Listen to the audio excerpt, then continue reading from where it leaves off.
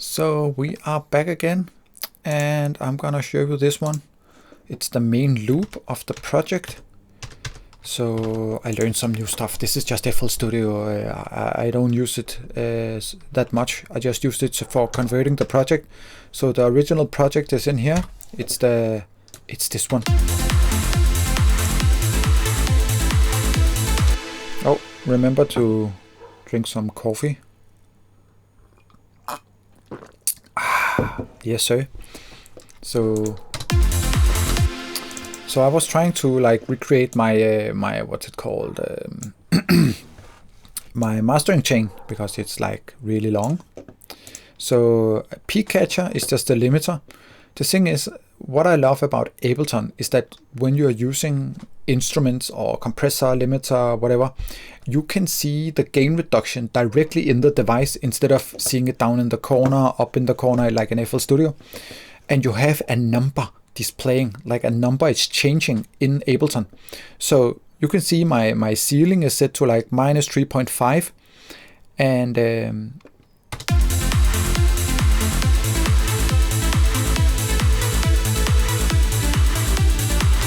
so you can see that the maximum gain reduction is minus 1.13. And this is like the thing that if you catch those high peaks that are coming, that are trying to get through your mix, you can like cut them off, all of them, to get them all leveled out. So throughout the whole chain of your master chain, you are having like a small kind of like insurance that it doesn't, the peaks are not bleeding through all the devices. You don't gonna get those high spikes. This is like a normal thing to do. And then I have this, and then I'm using in FL Studio, I'm doing the same master chain peak catcher, just with a limiter. But the thing is, with this kind of like limiter, compressor, whatever, you don't have any numbers displaying inside of this.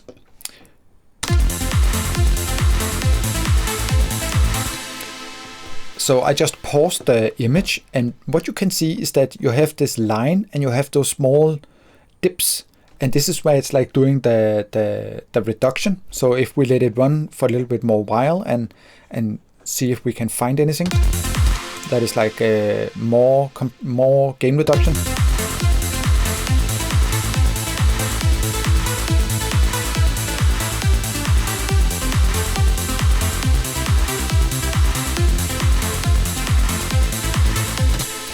So maybe there was one here. So what I need to do is just open up this one, and now we need to start all over because the display doesn't work. So maybe those ones are good. So what the function in FL Studio is kind of weird. Instead of displaying the number somewhere in here in the device, it is actually displaying the number up in the corner over here. So while I'm moving my mouse, you need to watch this display over here in the corner.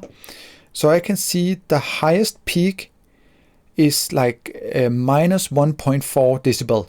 So this is the gain reduction. And this is like, it's so annoying. Why couldn't they just put the number in here or somewhere in the corner? So you have the number constantly changing, and you can see like what is the maximum gain reduction. This is what I hate about FL Studio. It's like, oh, damn it. Yeah. But this is what I have to work with. And it's just like, yeah. So the next thing, I needed some kind of like mono for the bass. So I found this patcher. It's the Uline patcher stuff. My FL Studio is the producer version. So I go into the map, and you have this like crazy thing. Yeah, this is the patcher. It's just like it's almost like what's it called? It's almost like Ableton Live Rack, but it's more like you can put stuff together in like with notes and lines, and it's kind of more like it's almost like Ableton Live Rack on steroids, almost, yeah. So it has this like this one, and I'm holding down the Alt button to open up the devices, because if I close them down like this, they won't open. You need to one at a time, but if you want multiple open, You open one and then you hold down Alt and you click the next one, then you have two open at the same time. But in here on the surface, there was no number to display what is the number of the EQ. So I need to do it like a little bit at the time to figure it out. But what it's essentially doing is that it's taking the low end and doing it in mono. And that's it. So this is my alternative for the mono stuff in Ableton. So the next one was this one, and I just put in the stuff like manually instead of having macro knobs. Then I found this one. It's a mid-side EQ patcher. I think I found it somewhere up here. I think it was, I cannot remember exactly. Yeah, it was filter and it was mid-side EQ.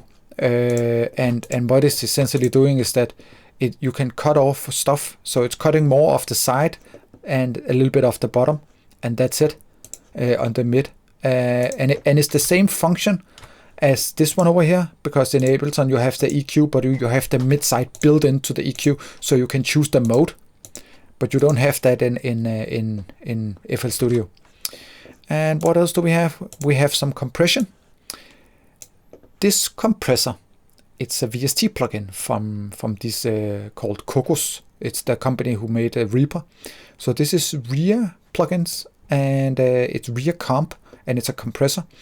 But it's a really small display, but it works because you can choose this thing called feedback. So you got this like old style compressor, like in Ableton, because one of my compressor is the old one. This is why I called it Do Not Upgrade. So it's the feedback style compressor. But there's no filter. There's a filter built in this one.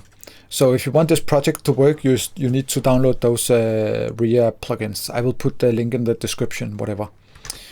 So what else do we have in the project? We have a balance to take off some of the volume, and we have multiband compression, and yeah, why didn't I use the maximum multiband compressor or whatever in FL Studio? It's because this just works, and I could just dial in the numbers exactly as they were in the multiband dynamics in Ableton Live.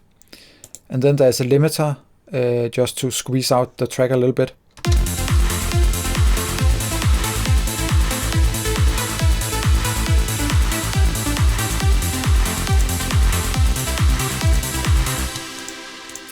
And then we have the dB meter. I love the dB meter in FL Studio because you have the display over here, and you can just, if you solo a channel, a track or whatever, you can just put the mouse in here and you can almost like measure what the number is gonna be. This is one way of doing it. But one thing I love more is the span. Oh, why did it do this? Something like this, yeah. So in this one, the free plugin, you can have this like peak. So you set it to, I think it's this one up here, something like that. And you have the peak and you reset it.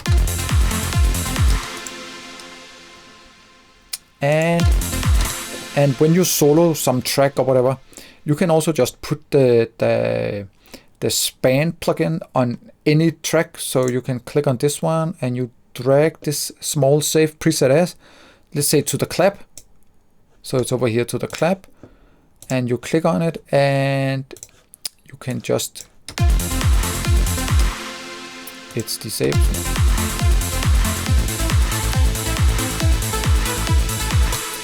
And then you get the peak volume for this channel if you want to compare it to anything else, because there is no like display metering enabled in FL Studio. There's this green one that are going up and down, but there's no number. There's no number for the highest peak, and it's just like, God damn it, I need more coffee.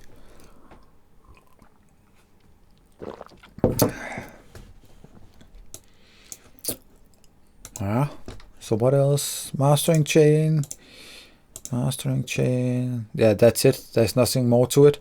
Also, I found out that when you use this channel rack and you're only making like a small loop, it's gonna auto repeat throughout the whole track against whatever you have put in.